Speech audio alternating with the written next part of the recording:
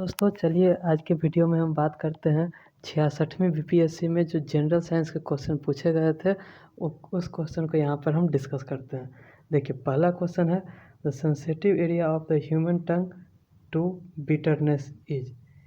ये human tongue जो होता है उसमें कुछ ऐसा होता है एरिया। देखिए ये फ्रंटल एरिया होता है, इसको यहाँ पे स्वीटर पार्ट होता है और इसके पीछे ये जो एरिया होता है इसमें सॉल्टी का टेस्ट आता है और इसके ठीक पीछे सावर खट्टे का और सबसे लास्ट जो हिस्सा होता है ये वाला पोर्शन, यहाँ पर बीटर का पता चलता है। तो यहाँ पे जो इसका आंसर हो जाएगा वो हो जाएगा पोस्टीरियर पार्ट। चलिए अब अगला देखते हैं। अब अगला है the malfunctioning of thyroid gland is due to the deficiency of. तो थायराइड ग्लैंड का माल फंक्शनिंग क्यों हो जाता है, गड़बड़ी क्यों आ जाती है थायराइड ग्लैंड में, वो होता है आयोडीन के कारण। ये तो पता ही है।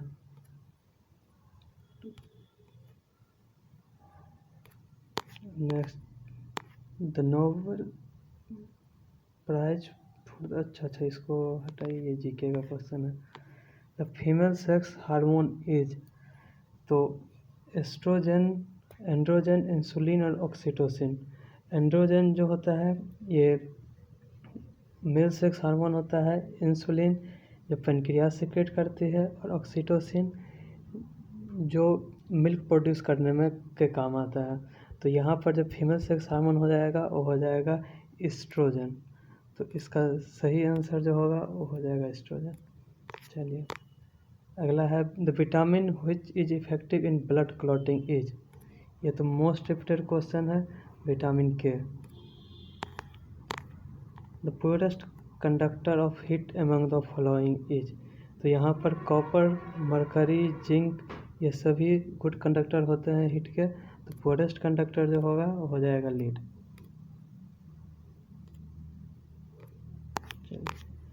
अगला है a mixture of sand and naphthalene can be separated by. तो इसको हम सब्लिमेशन प्रोसेस के द्वारा इसको सेपरेट कर सकते हैं।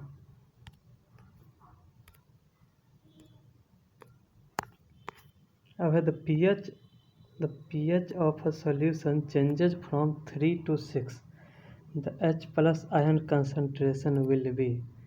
तो देखिए pH स्केल पे कुछ ऐसा होता है, यहाँ पे 0 से स्टार्ट होता है, बीच में 7 न्यूट्रल होता है और ये 14 तक जाता है।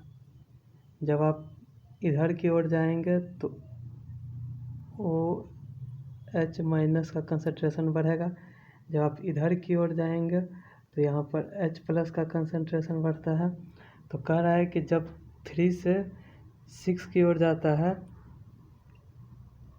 जब pH 3 से 6 पे जाता है तो H+ आयन का कंसंट्रेशन कितना होता है। देखिए pH जो होता है ये होता है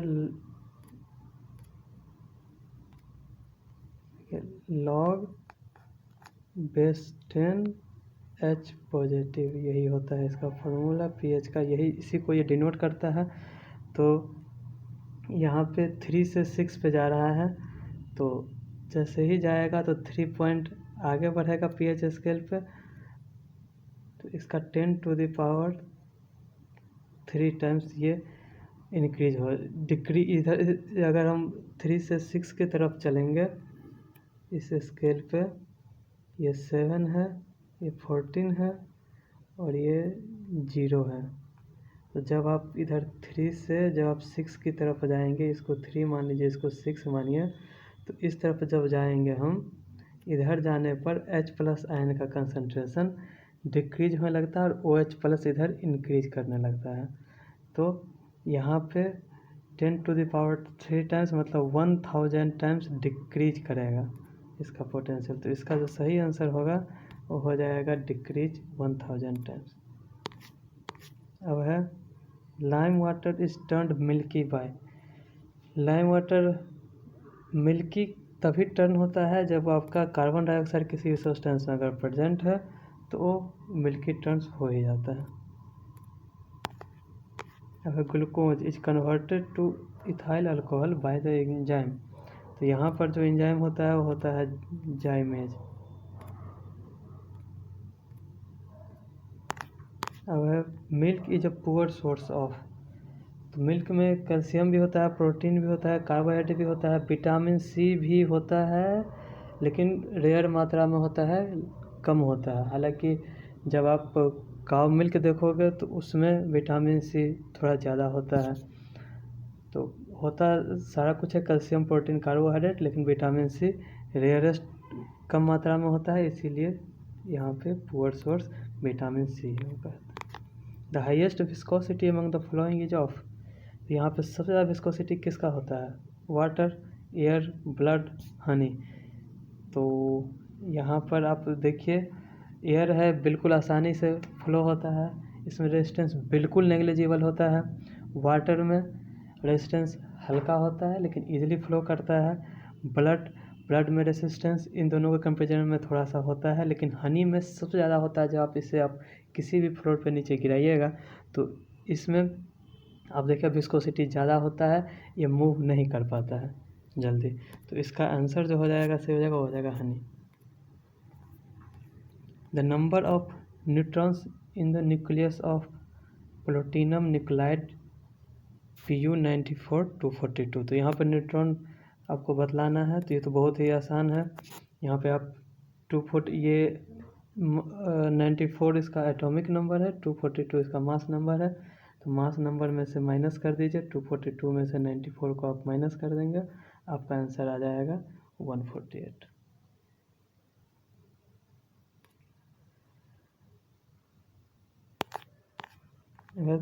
velocity of electromagnetic wave is. Electromagnetic wave का जो वेलोसिटी होता है वो नॉर्मली यही होता है 3×10⁸ मीटर पर second. Which of the following does not change when light travels from one medium to another? जब एक मीडियम से दूसरे मीडियम में लाइट जाता है तो क्या नहीं बदलता है? तो फ्रीक्वेंसी कभी भी नहीं बदलेगा लाइट का। Light year is a unit of. ये तो बीपीएससी का या किसी भी एग्जाम का सबसे ज़्यादा रिपीटेड क्वेश्चन है, सब जानते ही होंगे, ये डिस्टेंस का होता है। Faraday constant, it depends on amount of electrolyte, depends on current passed in the electrolyte, is a universal constant or depend on the volume of solvent in which electrolyte is dissolved। तो इसका सही answer हो जाएगा कि Faraday constant depend करता है amount of electrolyte पे, उसमें कितना इलेक्ट्रोलाइट है। On heating the resistance of a semiconductor. तो हीट करने पे सेमीकंडक्टर का रेजिस्टेंस हमेशा डिक्रीज करता है। The total resistance of a circuit having two parallel resistors is इतना ohm। If one of the resistors is 2 kilo ohm then the other resistor will be। तो इसको आप इस फॉर्मूला से कैलकुलेट कर लीजिएगा, आ जाएगा 1/R equal to 1/R1 plus 1/R2। इस फॉर्मूला पर जिसको पुट कीजिएगा तो आपको इसका आंसर आ जाएगा। The radiation used in the treatment of muscle are। तो यहाँ पे हम इंफ्रारेड यूज करते हैं। Clove spice is obtain from which part of the plant. ये कई बार एसएससी में पूछा गया है, रेलवे में पूछा गया है, बहुत जगह पे ये भी सवाल पूछा गया है। तो क्लोव जो होता है लौंग प्लांट के किस पार्ट से पाया जाता है? तो यह बर्ड्स होता है, मतलब कली, जिसको कली बोलते हैं वही होता है फ्लावर बर्ड। इस कली को ही हम क्लोव बोलते हैं, उसको तोड़ करके और हम यूज करते हैं। Legumes are highly nutritious because they are rich in. तो लिग्यूम जो होता है ये ड्राई फॉर्म में हमेशा एक पल्स ही होता है और इसीलिए पल्सेज में सबसे ज़्यादा प्रोटीन होता है, तो ये भी प्रोटीन ही रिच प्रोडक्ट होता है। Which among the following which is not a true fruit. तो ट्रू और फॉल्स फ्रूट, ट्रू फ्रूट वो होता है जो जहाँ पर ओवरी से फर्टिलाइजेशन होता है तो ट्रू फ्रूट होता है, और जिसमें ओवरी के साथ साथ किसी और भी पार्ट ऑफ फ्लावर से अगर फर्टिलाइजेशन होता है तो वो फॉल्स फ्रूट कहलाता है। तो यहाँ पे फॉल्स फ्रूट के ही बारे में बतलाना है। तो डेट जो है खजूर, ये एक ट्रू फ्रूट नहीं है। The sweetest sugar among the following, ये सबसे सिंपल क्वेश्चन है। स्वीटेस्ट फॉर्म जो शुगर का होता है वो होता है fructose. Ginger is a stem and not a root because,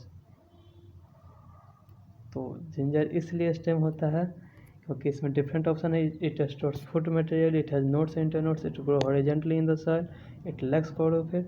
तो इसका जो सही आंसर होगा वो इसलिए इसको स्टेम बोला जाता है क्योंकि उसमें स्टेम में नोट्स और इंटरनोट्स होते हैं। तो थैंक यू। देखिए